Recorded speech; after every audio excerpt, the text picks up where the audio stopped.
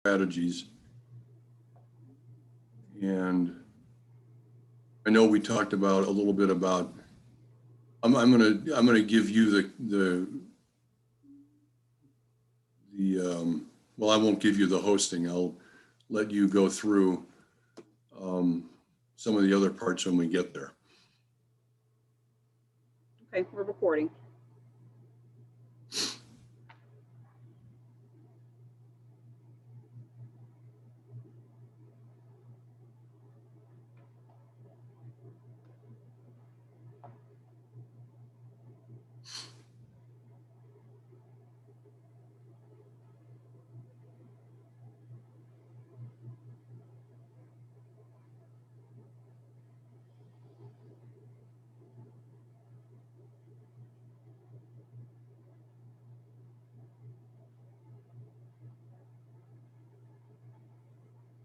Tammy, you'll just tell me when we're ready to go here. Okay. It's 11:54. Just gonna let the clock tick over. There we go. Go ahead, get started. Okay. If everyone's back, look, I know that Cammie said, write down your questions. We'll probably cover a lot of the information that's on your mind as we go through this, but we do like the interaction between us and you. And so if you feel like you just want to raise your hand or just barge in and just ask a question, just feel free to do that as we go through this. But let's talk a little bit about how the charitable giving of non-cash assets actually works, okay? So the key stakeholders in any donation are these, what we call this three-legged stool. Cammie refers to it as the triangle of trust, but it requires donors, which can be private individuals or corporations. It includes the advisory community of which you are a part, okay? Real estate brokers, tax accountants, attorneys, financial advisors, estate planning professionals, wealth managers, insurance brokers. We've had them on this class before. And of course, in order for there to be a gift, there needs to be a nonprofit. Okay, this is how it works. These are the people who are involved always in a charitable gift of actually pretty much kind of anything: cash, cars, boats, planes, you name it. When it comes to gifts of real estate, donors are all in on this. They like giving their non-cash assets that are appreciated. And we will go through the benefits for them when they do that so that you understand why. And because donors are so eager to do this, the advisory community is also all in when it comes to gifts of real estate. But the reason that only 2% of total giving comes from gifts of real estate and not more is because nonprofits say no to gifts of real estate. They are too complex, there's too much risk. Almost every gift requires a certain amount of cash, and they don't have the cash to support gifts of real estate or to risk on a gift of real estate that may go bad. They don't have the expertise, and actually a few nonprofits who we have talked to who have said, pretty capable of doing this. I've got some real estate experience, but I'm being paid to run a nonprofit, which means I'm being paid to do other things. On a Friday afternoon, instead of talking to a real estate broker or a title company or a contractor, I should be talking to my donors. I should be sending birthday cards. I should be making up meetings. I should be holding staff meetings with my fundraising group and developing strategies for the course of the year. And to get involved in gifts of real estate causes mission drift. This is a term that has come out of our interviews with the nonprofit world. And of course, I've said to you before, one bad experience by a nonprofit will contaminate that nonprofit pretty much forever when it comes to the topic of a gift of real estate. And therefore, the boards that run nonprofits, which are pretty conservative organizations, simply say, no, not only will we not take a gift of real estate, we're not even going to ask for a gift of real estate. As I said to you before, the most common phrase, we took a gift of real estate once and we will never do it again. But there are 1.3 million public charities in America, and there are some who actually put on their website, we will accept a gift of real estate, but only on a limited basis, only with a time-consuming board approval process. I've been involved in a group right now, conversation about a shopping center in Illinois that a nonprofit has been debating for over a year whether or not they should accept the gift. And they will almost always say no if a gift of real estate requires that they spend some of their own money. And believe me, real estate is one of those assets that commonly has debt on it. And in order for a deed to transfer from an owner to a nonprofit, the lender says, pay us off. Well, you can expect that the donor has no interest in paying off that debt.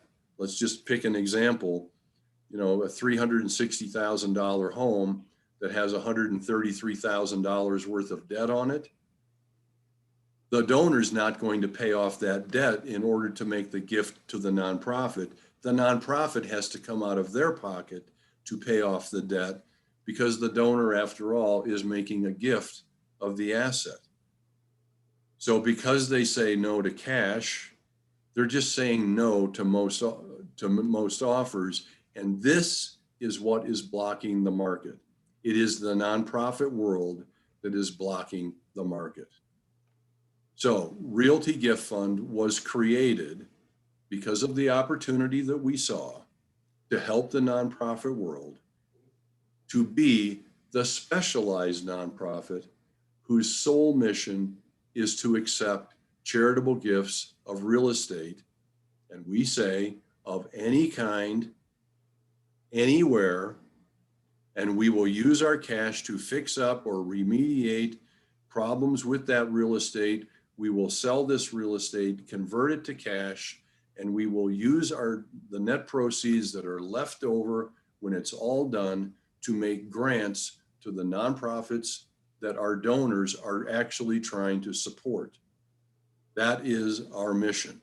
It has been approved by the IRS, what we do.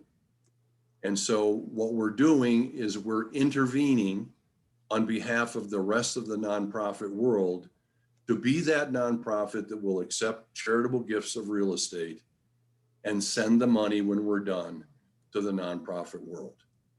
That is our role. Now, interestingly enough, we go to a lot of conferences. Pre-COVID, we were on airplanes all the time, going to conferences, many of them nonprofit conferences where you go, there's 250 nonprofits involved, listening to speakers, breakout sessions, what have you. And over the last 3 years, there has been this awakening because of the research that has been done around the difference between accepting non-cash assets as gift versus cash gifts, which most of the nonprofit world takes. And that awakening has yielded some interesting facts about nonprofits who are willing to take non-cash assets. Everyone should write down this name, Russell James. He is a graduate professor of philanthropy at Texas Tech University. He is the key speaker in most of the nonprofit conferences that go on across America. He has done the research that has said endowments will grow at 5 times the rate if you are a nonprofit who will open the doors to non-cash assets, particularly real estate. And if you project that out over a 10-year period, that does get the attention of the board of a nonprofit. Okay, we should stop asking exclusively for cash, and we should start opening the door to gifts of non-cash assets. Jackie Franey, who works at the Nature Conservancy, she's an experienced fundraiser, has said anecdotally, donors will give 3 to 7 times more to a nonprofit if they will accept a non-cash asset, because donors who make major gifts to nonprofits are asset rich. And they are, by their nature, cash conservative.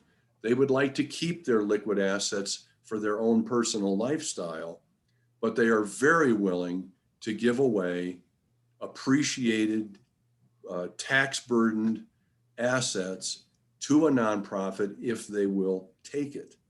And one of the interesting things that our nonprofit friends have found, and I'm using Matt Hutter here from the University of Oregon, with whom we have a close relationship, donor lists don't grow that fast. You know, I would confess that, you know, the University of Oregon, every time they have a graduating class, they dump another 10, 15,000 people into their potential donor list. But actually, you know, out of that comes really maybe a new 1,000 donors or so. But when you're on a campaign, as they are, for $3 billion in a capital campaign or an endowment campaign, and they've already, this is a true story, they've already gotten to $2 billion, they find out that they're going back to the same donors over and over again to move from 2 billion to 3 billion.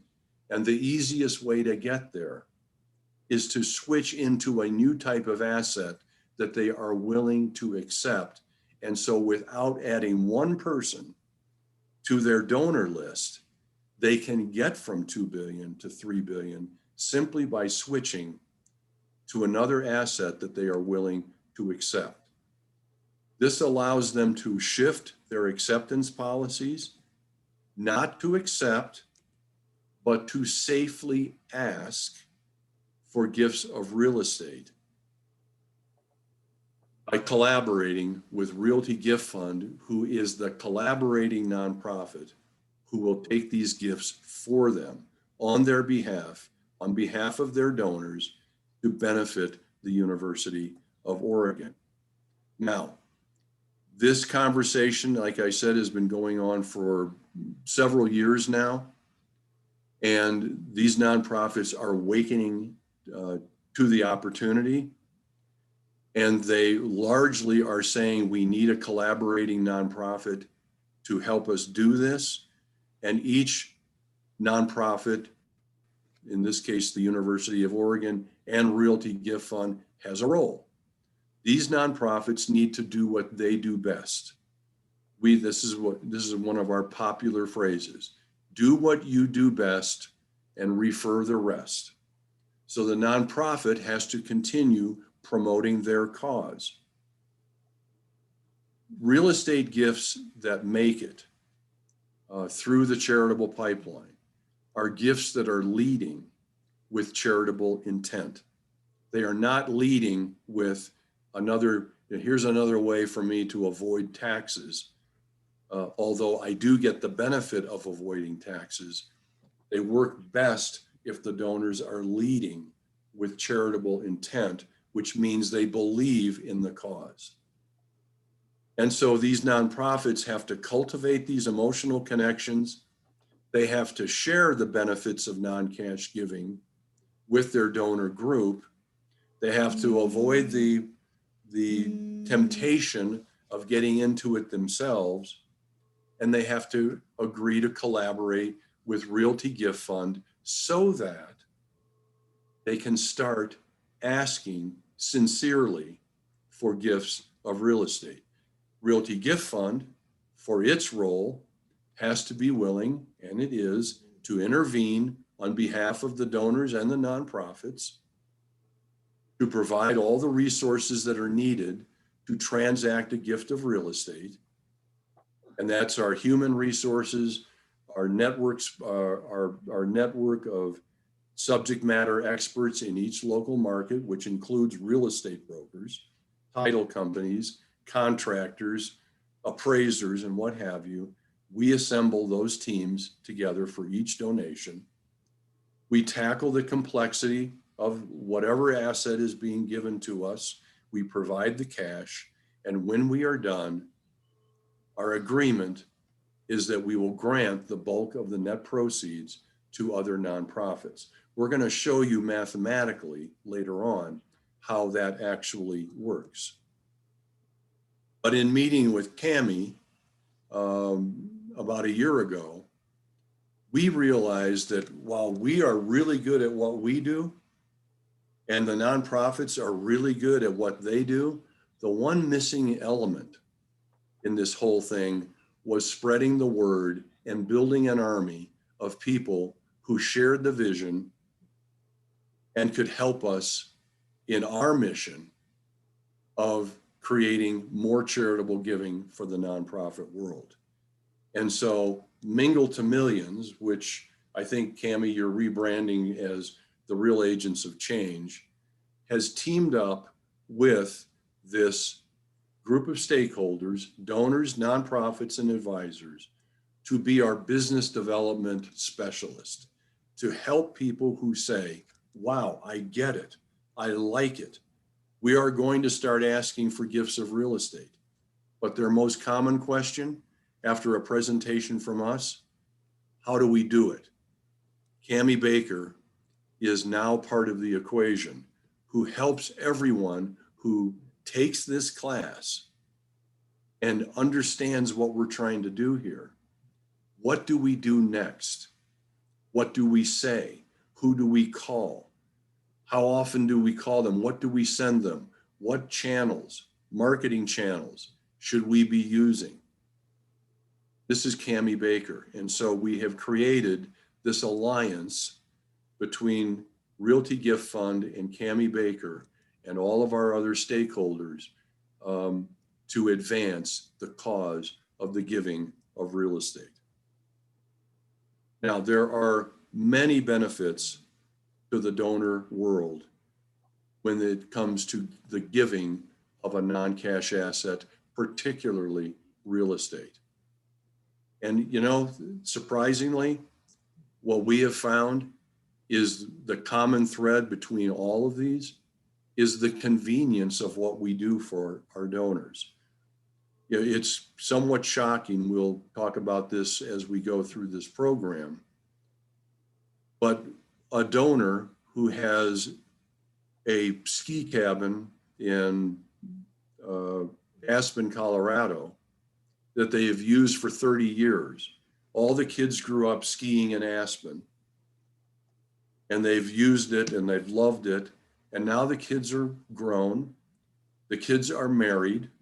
Both have jobs. They have kids of their own. They live in all parts of the country, and they don't use the ski cabin as much anymore. They simply can't get there. And it's time, usually after about 30 years of use, for the owner of the ski cabin to say, you know, it was great, and now it's time to get rid of it, but it's a 6-hour plane ride away, and we've used it for 30 years, and it needs a paint job, and it needs the repair in the roof and what have you. And I'll tell you what, Bruce, if you'll just take this as a gift, we will give you the whole thing. This happens all the time. The convenience of their saying, Bruce, if you'll just take it, we will give you the entire asset. This goes back to what Jackie Franey was saying. They'll give you 3 to 7 times more, sometimes 20 times more, if you'll take their debt encumbered asset, okay? When you give away a debt encumbered asset, and when you give away an asset that you've owned for a long time, on which you owe capital gains tax when you sell it, you avoid all of those capital gain taxes if you make a charitable gift of the asset. You also qualify for a tax deduction based on its current appraisal, not what you would actually be able to sell it for in the marketplace. And the difference between those two numbers shouldn't be that great, but there's always a difference. So let's just go back to the ski cabin in Aspen. It appraises for $1 million. But actually, other than the fact that today's market is somewhat different, okay? But to actually sell it, because of the work that needs to be done and what have you, you might only be able to sell it for $950,000. The donor gets a tax deduction based on the appraisal, $1 million, okay? Making a gift of a non-cash asset allows the donor to preserve their liquid assets, to preserve their lifestyle, to simplify their portfolio for transfers down to the next generation. And it removes a complex asset from an estate. It is not uncommon for wealthy people, high net worth people, to own several pieces of real estate. And they get to a point in their life where they wake up and they say, why do we still own this one? And what would we do if we passed away today and we have this shopping center that is 70% vacant and it has a $500,000 mortgage on it, which is going to be coming due here in a little bit. And the one remaining tenant wants to leave because we haven't been spending the money that we should on keeping it up to its quality standards. What would our kids actually do with that asset? If we make a gift of it now to fulfill our philanthropy goals and we preserve all the rest, it's easy to hand down the stuff to the next generation. Like I said, the convenience. Please take this off my hands. And here's a really special part of charitable giving. You don't need to make an outright gift of any particular asset.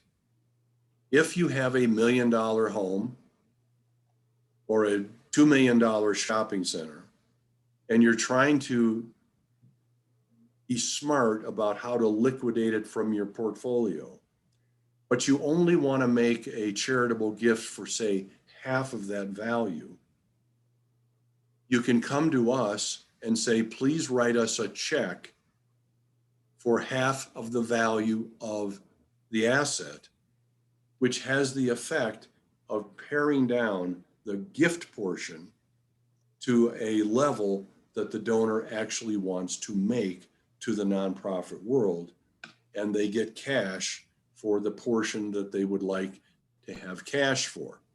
This is called a bargain sale, which back in 1917, when the permanent tax code first took effect, and they created the tax deduction for charitable giving, they also created this business of the bargain sale, which is part cash and part gift.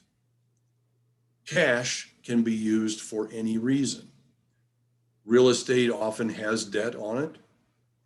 So a part cash payment can be used to pay off the debt on behalf of the donor. We can return their initial investment. We can, as I said before, tailor the size of the gift portion down to something that they can use. We've had people who have taken cash to buy a replacement life insurance policy for the heirs so that the heirs are not robbed of the benefit of that asset, the value of that asset. The life insurance policy, when the donors pass away, passes tax-free down to the next generation. And so oftentimes a donor will say, please give me some cash. I'm going to go out and buy a replacement life insurance policy for my heirs, or I'm going to create a trust for them, or I'm going to invest. It doesn't matter if it makes sense. We will write a check to a donor to pare down the gift portion to something that the donor feels comfortable doing. Okay? Now, we have been doing this a long time, and we know that you're probably thinking, well, I'm impressed by these benefits, but who would possibly donate their property? Where would we find these donors? It's hard to imagine that someone would just hand the keys over to a property. So what Bruce has mentioned earlier is the beauty of this is we find that 80% of the people who donate property, at least in this group and how we do things, do it for altruistic reasons, meaning, you know, they love their veterans. They have a house full of animals that they want to, you know, donate property for animal rights. They want to stop human trafficking. In other words, it's truly because they want to leave legacy and do the right thing. Now, obviously that leaves 20%. And the 20% that don't really necessarily care who gets the money are doing it because it is a beautiful estate planning tool, the tax benefits. Bruce will share one of the case studies of a gentleman who donated a property and didn't know who he wanted the money to go to. And Realty Gift Fund helped them to divvy out that money to 18 different nonprofits. So sometimes it's just because they're smart. So either way, what you need to know is that they want to donate. What we love about this is, as opposed to other ways of getting business or building partnerships, there is no sales, there's no convincing, there's no persuading. Whether it comes to you folks being here on the training, the real estate agents, the nonprofits, or the donors want to do it. They appreciate and are grateful that you are the one that has informed them about it, and they want to know more. They're eager. That's why you guys are here, because it's an interesting conversation and people want to learn more. Now, you're asking yourself, where do I find these donors? So we want to just set your mind at ease. We're going to get into more of that in a bit. This class is really about what charitable real estate is and how the transactions go down. But what we want you to know right now is you already know them. You already know people who would donate. There's a lot of people that you'll want to know. We're going to help you identify and get access to them and learn who to talk to, what to say, how to say it. And as we get into that a little bit later on, I just want, one of our case studies will talk about a woman who donated a very, very small amount every year, and you would have never thought she would have been a donor of a piece of real estate, but don't prejudge because you know them.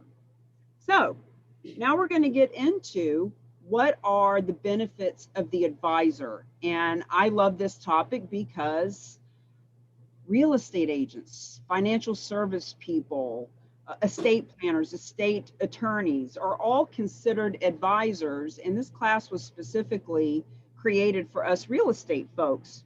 So what we really want you to know first and foremost, the biggest benefit is you literally are making money while you're making a difference. Instead of coming out of pocket to make your donations and contributions to your nonprofits, you're literally putting money in your pocket to give them those big checks. So, real estate broker certification in the charitable giving of real estate gives you an elite perspective, an elite tool, a unique sales proposition that definitely makes you stand out. It elevates you as a broker, to that advisory status. As a real estate professional, to be able to advise our clients on better ways to leave legacy is truly a tool that you need to have in your tool belt. Switch focus to a seller who's not emotionally attached to the property. What we mean by that is when these properties are donated, as Bruce has already mentioned, Realty Gift Fund takes title, takes possession, pays off the mortgage, etc. So when Realty Gift Fund is now, in essence, the seller, and they're the ones that you're working with, not only are they not emotionally attached like the 5 other kids who have their fingers in the pie, but they really understand real estate. They will respect your opinion for pricing as a broker, and they want to give you a full commission. You don't have to negotiate here. This is your listing and you are getting a full commission. Now, the financial advisors, the wealth managers, to be able to move hard assets into fee-based investment funds. So, for example, if a financial service person, if their client has a property that's, for example, valued at $1 million, and as Bruce was saying, they pull 500,000 cash out of that as they are donating it. Well, now there's 500,000 more that financial advisor can help them to manage, and that just helps to pay them more money. So there's many different angles as to how the advisors can actually be compensated. And for all of us, this is about becoming proactive. Zoran mentioned to me over in the notes that he wants to become more involved. He wants to get really in what we're doing. So now that we know what these transactions are, we can sit around and wait to react to someone randomly mentioning it at a cocktail party, or we can be the ones mentioning it and promoting it and teaching and educating so that we become the expert in the area. Strengthen relationships with existing clients. My friends, when people are going to hire the next real estate agent, you may not be top of mind. Here in Florida, there's 200,000 real estate agents. There's competition like you wouldn't believe. But when you're the only one with this tool, it strengthens that relationship and you start getting introduced to high net worth people. So you're preserving the next generation of clients. You are gaining access to new clients. I mean, imagine the high net worth people that need to know about this, and the generous, heart-centered people. And all those nonprofits have staff and volunteers and supporters, and they all buy and sell real estate too. You are able to leverage marketing with charitable success stories. Look, we're going to talk a lot later on about cause marketing campaigns. And the fact is, 87% of consumers will choose you over the competition when they know that you are socially responsible. So as you're out creating these stories and being seen in the newspaper and interviewed on TV, if that's what you choose to do, obviously you're going to attract those clients. And expand your professional and social spheres of influence.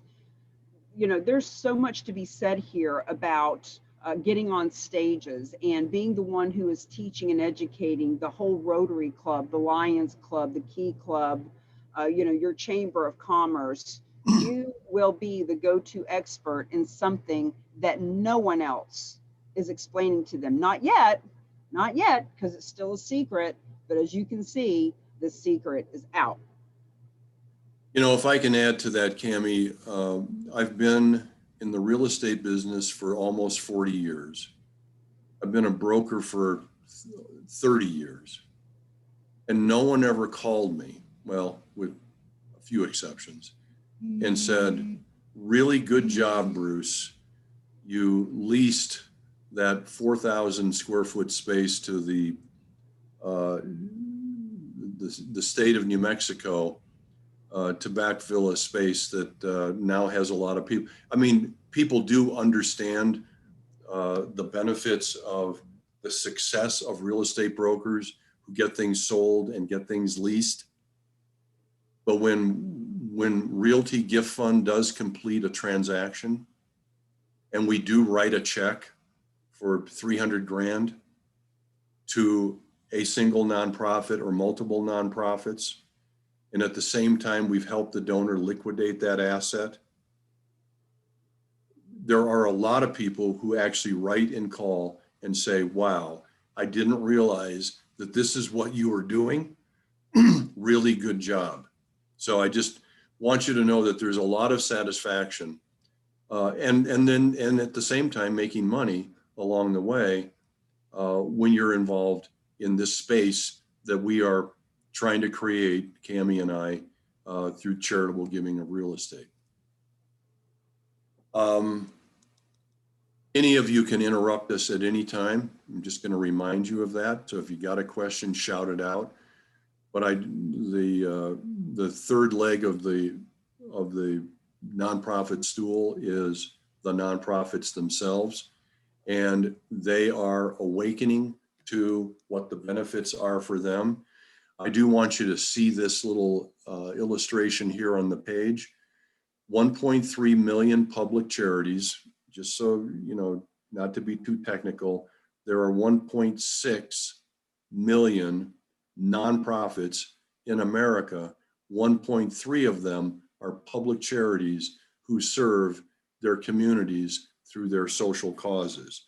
The others are private foundations, governmental organizations, professional associations, et cetera, who are not in the business that we're talking about today.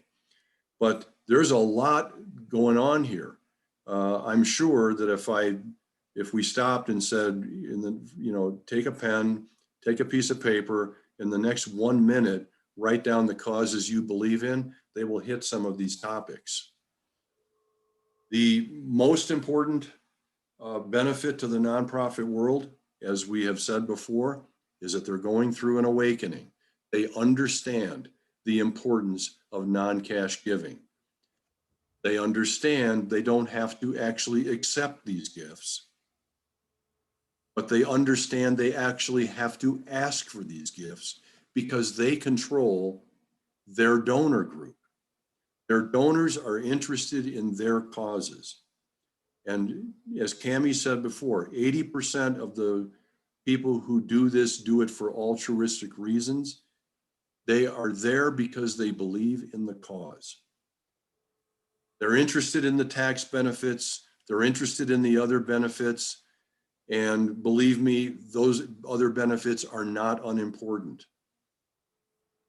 But nonprofits are drawing people to their cause and starting to ask for these gifts to benefit these causes. So we're asking them to do what they do best, and we will do what we do best, and you all will do what you do best in a collaboration that raises $1 billion a year for the nonprofit world, okay? The nonprofits understand that the biggest benefit to them is that they can please their donors by opening up the pipeline to gifts of appreciated non-cash assets. Donors who have been knocking on their doors for years saying, will you accept a gift of real estate? And they have always said no, they can now say yes. They strengthen their donor relationships by actually accepting these gifts.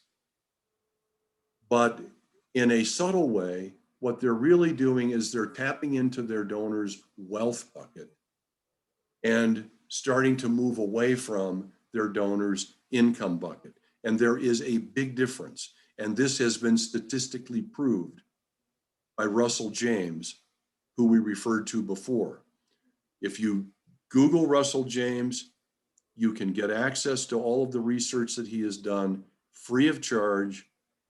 And he will show you that by tapping into a donor's wealth bucket, the donors actually come closer to the nonprofit and feel wealthier and feel more charitable because the nonprofit has started asking for gifts from their wealth bucket, not their income bucket.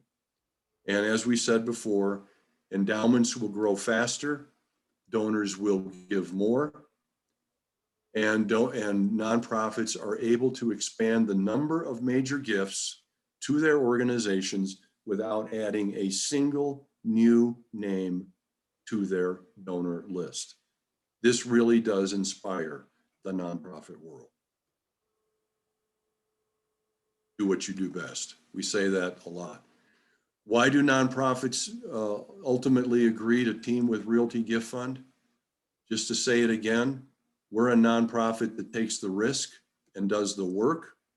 We are real estate professionals and we are philanthropy professionals who understand fundraising and understand the importance of donor relations. That last little part there might be the one part that donors pause over when they think about a relationship with Realty Gift Fund. They say, Bill Jones has been a great donor to us over the years. A check for $10,000 a year over and over and over again. We know he's got real estate that he would love to give away if we could convince him to do that, but he'll be giving it to Realty Gift Fund, who will then be giving us the cash that results from that gift. We have to be assured that Realty Gift Fund knows how to handle our donor. Well, believe me, I've run nonprofits, and I know that the lifeblood of a nonprofit is its donors, and we handle them very carefully. And we are allowing nonprofits finally, as Cammie said earlier, to become proactive about asking for gifts of complex assets by just making a very easy shift in their gift acceptance policies at the board level. I've worked with numerous nonprofits who actually went to the trouble of changing their acceptance policies at the board level by simply adding a sentence in there that said, instead of saying no to gifts of real estate, we will say yes if they are accepted through a collaboration with Realty Gift Fund. So why the nonprofits team with the Alliance? And the Alliance is better known now as the Real Agents of Change. So charitable real estate is one thing. How to leverage it, how to strategize it, and how to get out and make things happen and be proactive is a different story. A lot of the nonprofits that I've spoken to recently will say something like, well, we've never been offered real estate, so there's nothing that we can do with this, or we don't know anyone who would donate real estate. Well, that's because it's just never been a topic of conversation. So we teach and train how to make it a topic of conversation, not to convince or persuade, but to inform and educate.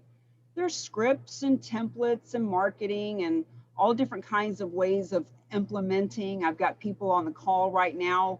Tisha's doing a campaign called Connecting Hearts, and Miss Tamisa is doing a beautiful campaign out in Arizona. So it's a matter of getting out and being seen and heard as that specialist, which comes from the one-on-one, the group, the office company level trainings. We are now partnering with some big real estate companies who are making us a preferred vendor in their group. So, whether you are on one level, you can take the certification class, and now you'll know what to do if someone comes your way. But to become a part of our membership and our groups and our one-on-ones is a different level of investment, but it's also a different level of results and how to implement and get out and make this happen. So we are at the end of section 2, and we're gonna stop sharing screen there, Bruce, and let's open up for any questions. And also by now there has to be a question from somebody. Oh, sure.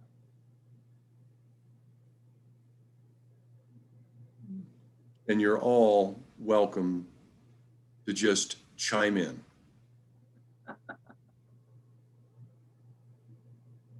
So in your working with nonprofits, do you find that, so like I'm an executive director of a very small nonprofit that works with a church that's actually relatively large, which is great. They're also a nonprofit, but we're kind of the front end for them.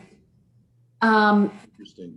How deeply does this concept have to be presented to a board so that the board really kind of understands and can wrap their heads around it? And can somebody help do that, right? Versus me as just the executive director person, kind of bringing the concept to the board.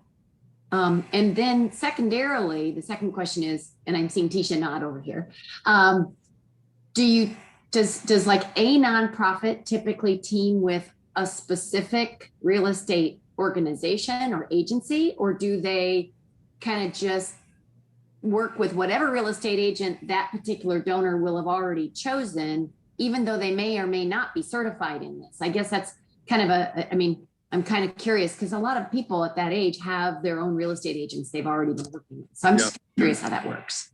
Really, really good questions, Becky. And I'm looking at 3 people on this call here who, it's Beverly, Tamisa, and Lori, who have taken this class before. So in answer to your first question, the depth at which we have to go into a nonprofit in order to encourage them, inform them, and get them to participate varies from one nonprofit to another.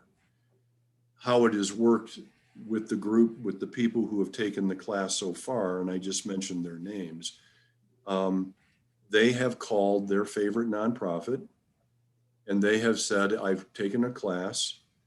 I'd like to talk with you about charitable gifts of real estate. And what has usually happened is there has been a Zoom call between you, for example, Becky, you're a member or more, 2, 3 of the board of the nonprofit you serve, and me or Cami or both of us to just talk about this in a informal way to get them educated about what we're talking about. We don't expect you to walk out of this class today and be able to carry the water, okay, to convince them to do this. We need you to be inspired, believing that this is the right thing for that nonprofit that you love to become more informed about and get them in touch with me or Cami. It usually starts with some assurance by having a call with me. They understand who Realty Gift Fund is. They understand who I am. They get a better comfort level with our sincerity, some of the work we have done, answering all their questions. It is not uncommon, by the way, for there to be a follow-up Zoom with the attorney or the accountant or whoever is the technical specialist on behalf of the nonprofit. I have gone through level after level after level with some nonprofits until they have finally said, okay, we yield, we believe in what you're doing, we have checked out your references, and we believe in, and then they talk with Cami, who is the engine that makes it all kind of work. What do we do next now that we believe in the cause, okay? So that's sort of the first part of it. The second part of it is donors, yes. I mean, a lot of property owners have their real estate brokers. There's not much you can do about that. But if a nonprofit introduces us to a donor, and we meet the donor and we go carefully through what the donor's goals are and some information about the property. Well, there may be a real estate broker who's, and this has happened to us before, the property's been listed for a year. No offers, okay? Not because the broker wasn't the right broker. It was because the donor was the wrong seller.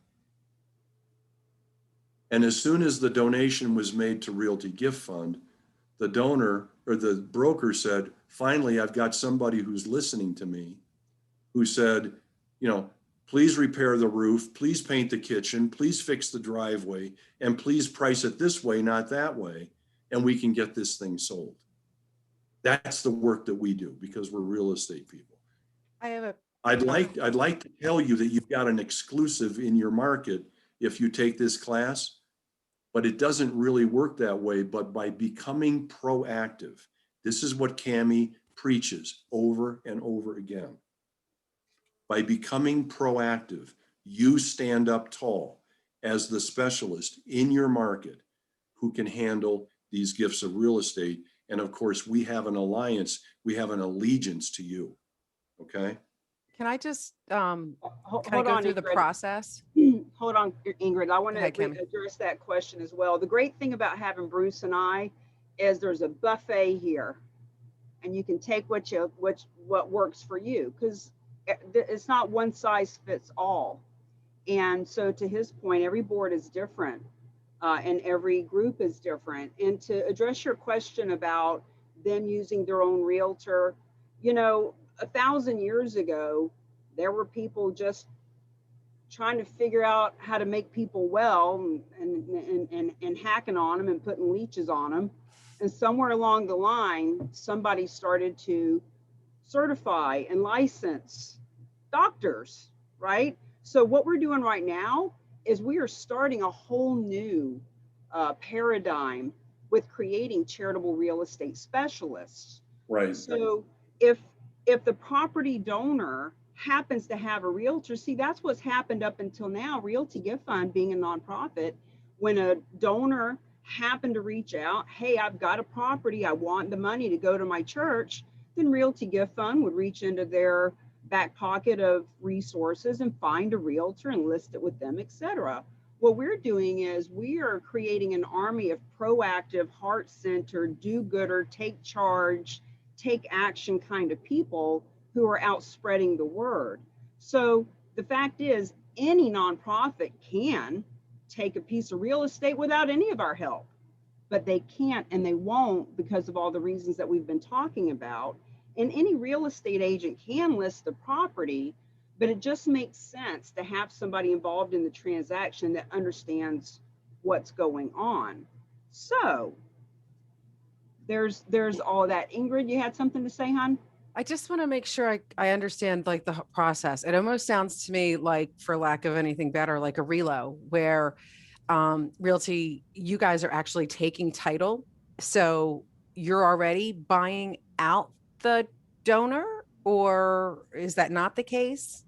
No, but that's partially the case. I mean, we are the nonprofit, the 501c3 Mm-hmm. that accepts the donation from the donor. We take title to the property. We are the owner of the property, and So that you are the client for the listing agent. Yes. we become the client for the listing agent. I mean, just to be clear, the way it usually works, okay? And I'm going to use an example of the Broomfield property I talked, outside of Denver that I talked about earlier. That property had a broker who had been trying to sell that property for a while, okay? And the donor suddenly changed his mind because he talked to his financial advisor, who had listened to a presentation that I had made to the estate planning council up in Denver. I drove up there one January and made a presentation. Financial advisor runs to his donor and says, I got a better idea. So the donor comes to me and says, I would like to make a charitable donation with you. And the broker and calls his broker and says, this is what I'm doing. And the broker goes, oh shit, pardon my French. I've been trying to sell this for a year. I'm suddenly being cut out of a deal. But the donor said, by the way, I want you to know that I've got this broker who's been actually doing a really good job for me, but I've just, I guess not been the right seller. Would you please call her and interview her? So I did, okay? And the donation passed to us free of a commission. We took title to the property, no commission.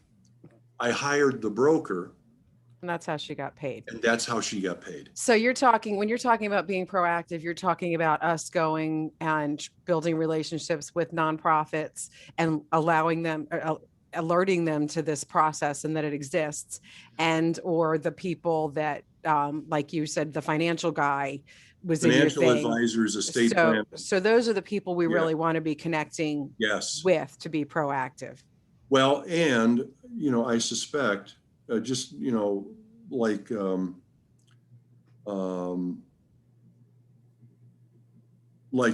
probably the case of many of you, like Becky was just saying, she's on the board of a nonprofit, right?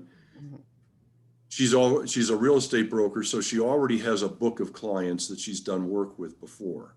You already know people who are eligible to be making gifts of real estate. So you have access to the donor world. You need to create access to the nonprofit world, which you may already have. And you need to create some access to the financial advisory estate planning world, which you may already have without even knowing that you do.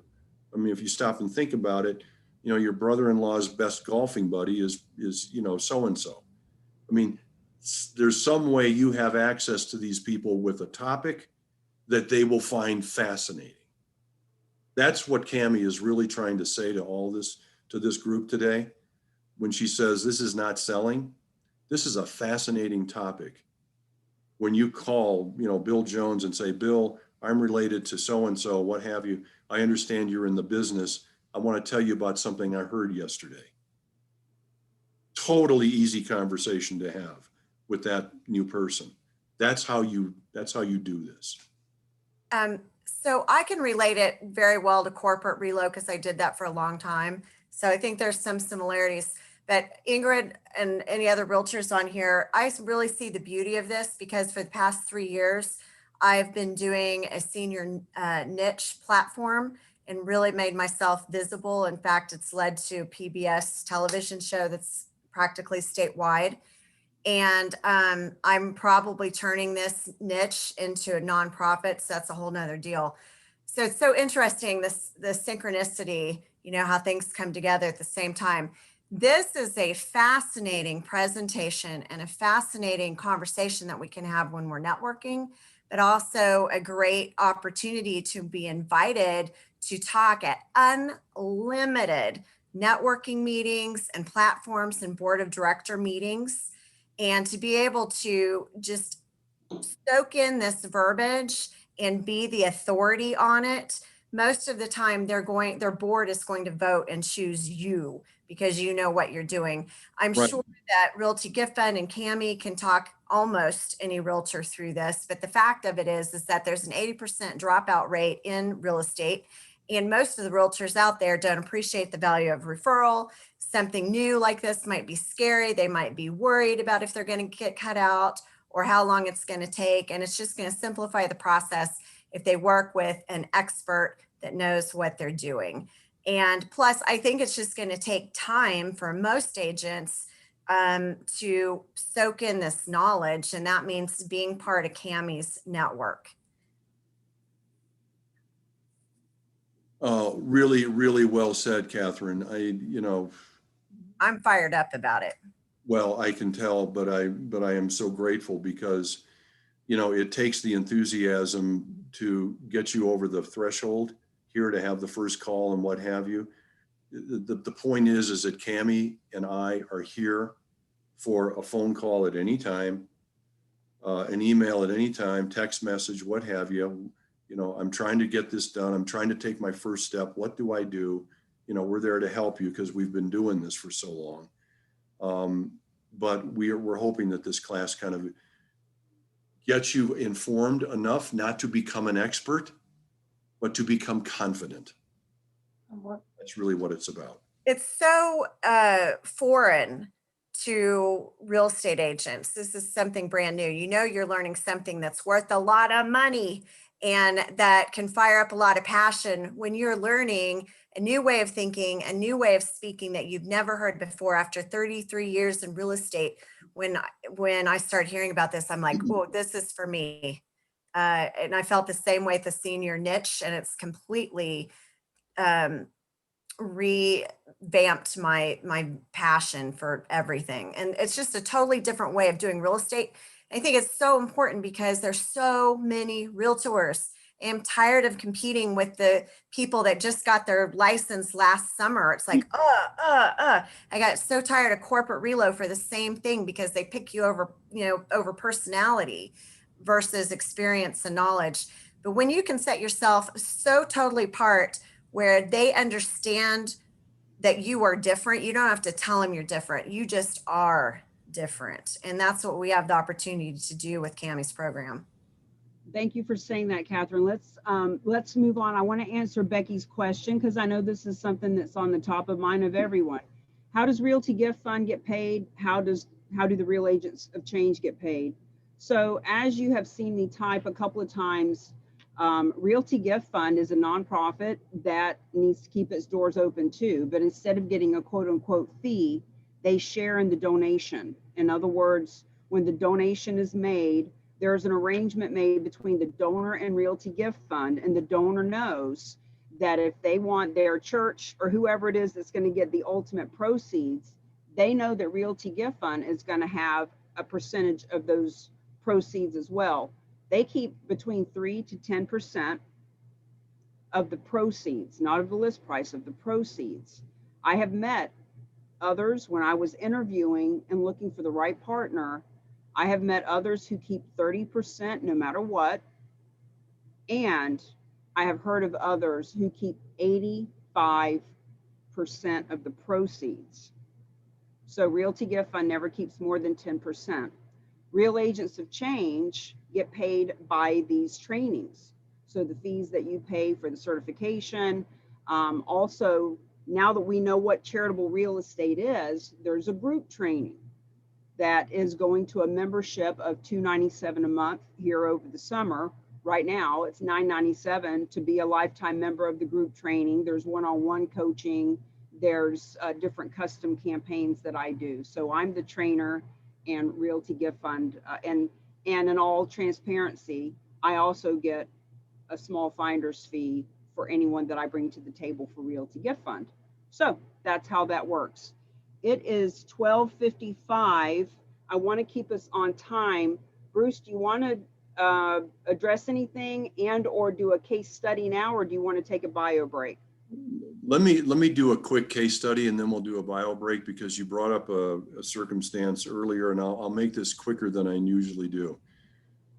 New York developer bought a portfolio of shopping centers, all of which were located in New York, except one, which was in West suburban Chicago. He neglected it for whatever reason. And when he got the portfolio, when he got this one asset, it was probably 90% occupied. By the time he came around to us, it was 70% vacant. So here's a shopping center. It's a strip mall attached to a food store, which is a common form of real estate investment. Every food store you all go to has strip center. It has a strip center attached to it with all the, the PetSmart and the Hobby Lobby and blah, blah, blah. So that's what this was. Very modest. He had an appraisal of $3 million based on a letter of intent that he had to backfill almost all of the vacant space. And he said, I would like to make a charitable gift of this asset to Realty Gift Fund. I do have a $515,000 mortgage on it. I also want some cash. We had to write him a check for $600,000 to accept his gift of a 70% vacant shopping center that needed $75,000 more of repairs to fix the parking lot, the lighting, the trees, the roof, the glass, the signage, what have you, because the remaining tenant was really important to the center and he wanted to leave. And we wanted to keep that tenant. So we took the gift, we made the improvements, we went to the remaining tenant, we got that tenant to re-up for another 5 years. Long story short, we signed a listing agreement with the broker who had the property listed for a year and didn't have one offer. Wrong seller. We signed a listing agreement with the same broker for a leasing assignment to fill the vacant space. Two different things: sell the property, lease the property. We got a proposal to lease some of the space We were about to negotiate the final terms of the lease, pull out our money, invest in the tenant improvements in order to move the tenant in. A buyer came along from California, said, stop, I'll take it as is with the letter of intent in place. We sold the property for $1.6 million, thereabouts. We created about $800,000 for the nonprofit world. He had nobody in mind. This is what Cammie was saying before. He had no nonprofits in mind. He said, you pick them. So we wrote 18 checks to 18 nonprofits from New York to California to spend that money. And it was a super, super good outcome. We actually had a consultant who brought this donor to us, who got paid a giant fee for what she did. And she made 3 gifts to 3 local nonprofits in the Chicago area. So 21 nonprofits got money out of that. And it was a great story. We felt super comfortable taking this gift. We knew shopping centers. We knew 70% vacancy. We knew what was ahead of us. And we knew that by spending $675,000, we had an asset that was worth more. So felt good to us at the end. And how much went to the nonprofits? It was around $800,000.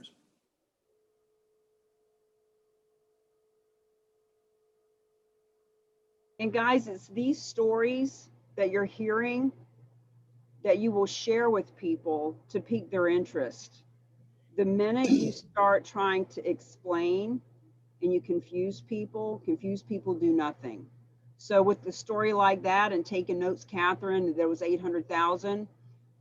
When you talk to a nonprofit, you say, hey, I was just on a class where I heard a story about how nonprofits got $800,000 from one donor with no traditional fundraiser. We need to talk. I mean, it's really that simple. It really is that simple. We're going to talk to you about the beauty of the 4 S's later on. And it's about storytelling. And there is nothing better really in any profession than being able to tell a story. And so we're going to tell you these stories, and they're all written out at the end of this. And Cammie has, I think, delivered this to you already. You already have all the stories written out.